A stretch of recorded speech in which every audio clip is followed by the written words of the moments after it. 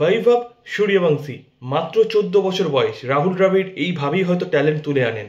প্রথমে ব্যাট করতে নেমেই রান চেস করতে নেমে মাত্র 100টা দর্শকের সামনে আমরা যখন কখনো স্টেজে উঠি 14 বছর বয়সে হয়তো আমি ঘাবড়ে যেতাম, রীতিমতো হকচকিয়ে যেতাম। আর এই 14 বছর বয়সের ইয়াং কিড 30,000 দর্শকদের সামনে প্রথম বলে আউট অফ দ্য পার্ক করলো শার্দুল ঠাকুরের মতো একজন ইন্ডিয়ান টিমের প্রথম সারির পেসারকে। যেভাবে 6টা মারলো তার জন্য যা ইন্টেন্ট দরকার ছিল, যা বডি ল্যাঙ্গুয়েজ দরকার ছিল, প্রতিটা ছিল।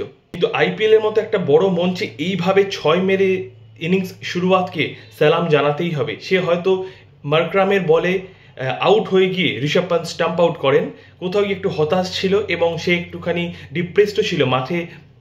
মাঠ ছেড়ে বেরোনোর সময় সে হয়তো একটু চোখ মুছতে মুছতে বেরিয়েছিল। আরেকটু থাকলে আরেকটা অর্ধশতরান কিন্তু প্রাপ্য ছিলই, এবং যেটুকু ইনিংস খেলেছে সেটা কিন্তু কোনো অংশে অর্ধশতরানের চেয়ে কম নয়। 14 বছর বয়সে এটা সবে জীবনের শুরু। তার কাজেই তাকে সমর্থন করা আমাদের মতো ভারতীয়দের তথা ক্রিকেট প্রেমীদের একান্ত কর্তব্য। ওয়েল প্লেড ইয়াং কিড, এগিয়ে যাও, আমরা পাশে আছি। গুরু মেন্টর রাহুল দ্রাবিড়ের শুধু পরামর্শটুকু নাও।